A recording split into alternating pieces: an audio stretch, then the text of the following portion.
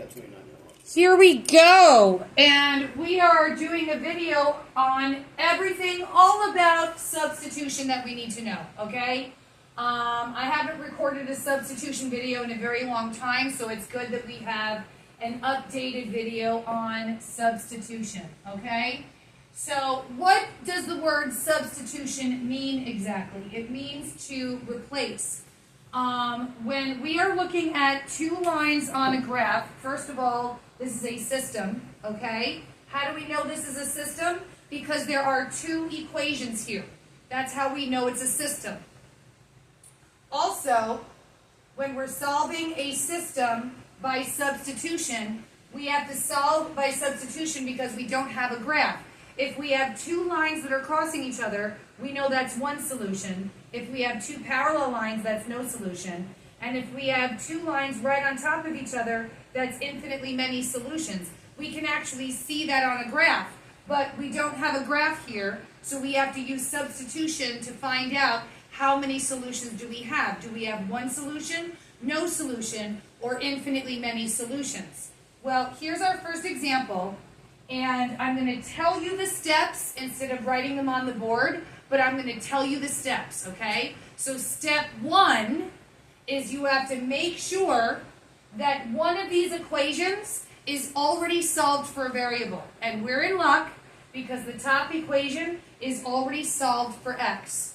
So what you're going to do is you're going to circle what x is equal to and point it to the x in the second equation, showing that we're going to substitute, our first substitution, substitute what x is equal to in for this x. And we're going to rewrite the second equation doing that substitution. So we have 2 open parentheses, 5 minus y, then finish writing the rest of the equation, plus 5y equals 4.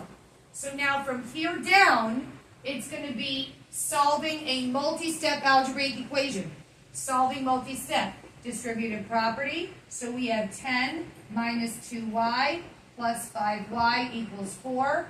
Combine like terms, we have 10 plus 3y equals 4. Subtract 10 from both sides, 3y equals negative 6. Divide by 3 on both sides, y equals negative 2.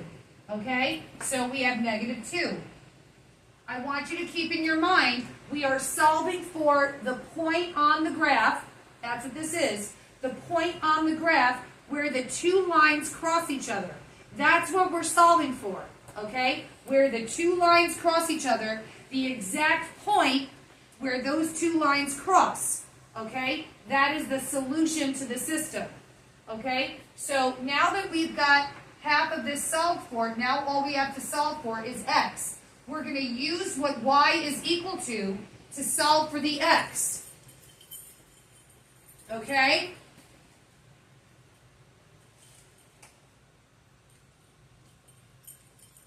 So, what you're going to do substitution number 2, you're going to look at these two equations, okay?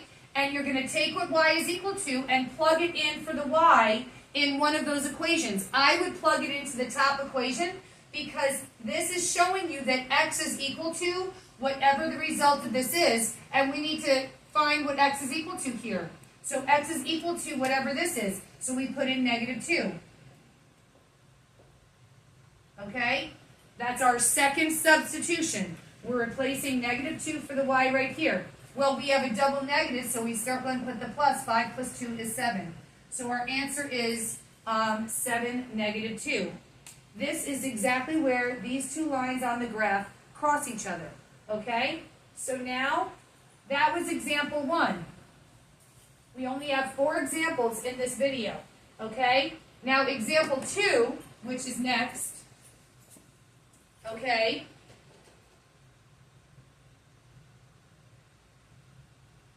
Okay, is, what's interesting about this example, okay, is that in this example, neither one of these equations is solved for a variable, okay? This one is not solved for a variable. this one is not solved for a variable. And what did I say step 1 was in our first example? Step 1, you have to make sure that one of these equations is solved for a variable, okay? And so you have to look at this and say, okay, which equation would be easier to solve for a variable, the top or the bottom? I'm going to say the top, and then I have to say, well, which variable would be easier to solve for, the x or the y?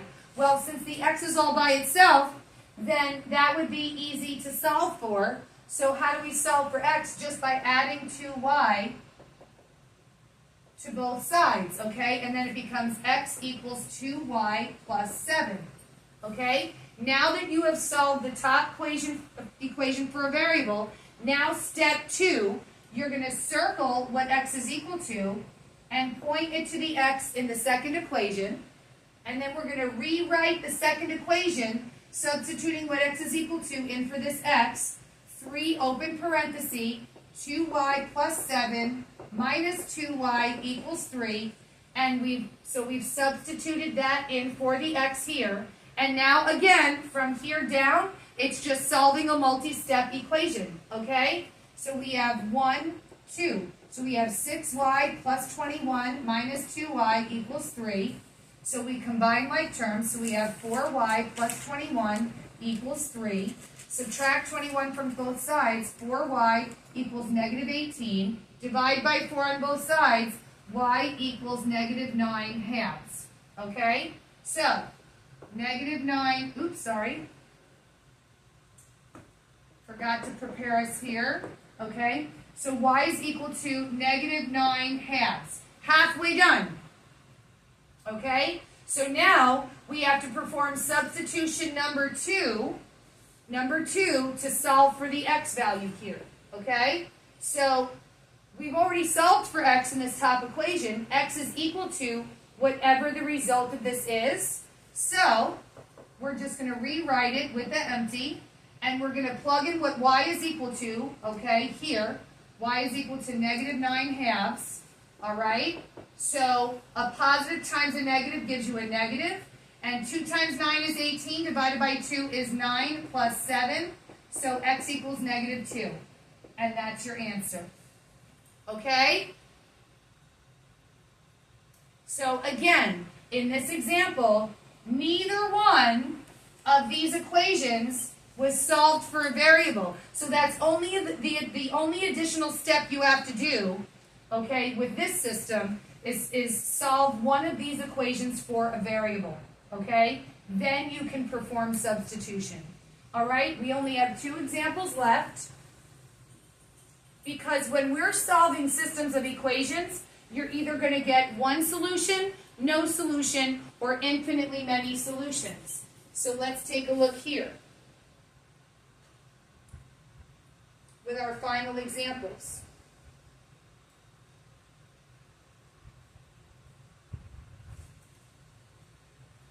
Okay, let me just see if this got in the camera.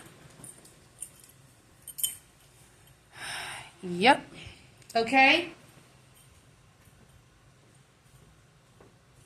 So, let's look at this example right here. Okay, this system right here. So we're in luck because this top equation is already solved for a variable, okay? So we're going to circle what that x is equal to and point it to the x in the bottom equation, and we're going to rewrite the bottom equation substituting what x is equal to in for this x. So we have to write open parenthesis, and we have negative 2y plus 4 plus 7y equals 14. Now we're going to do our distributive property, and we have a multi-step equation here. So 3.5 times negative 2y is negative 7y. 3.5 times 4 is 14, plus 7y equals 14. Now, combine like terms. This negative 7y and this 7y will cancel each other out. Bring down what we have left over, and look what we have here. Is this a true statement? Yes. It's not what we're used to. We got a different result here, but even though this is not what we were expecting, okay, this is still a true statement. This is 14 equals 14. So everybody write true. Since that is a true statement, okay, that means that this system has infinitely many solutions, okay? And now our last example, okay, we have here, this is already solved for y, so circle that and point it to the y in the second equation. Then we're going to rewrite that second equation, substituting that in for y. So we have 3x minus 11 minus 3x equals negative 13. Combine like terms. These cancel. Bring down your negative 11 equals negative 13. And look at that result. Once again, it's not the result that we're used to because we're used to getting an x and a y value. But look at what we have here. Is this a true statement? No, it's not. That's a false statement. So when you get a false statement, that means there is no solution. And those are the 4 different examples you're going to get for substitution.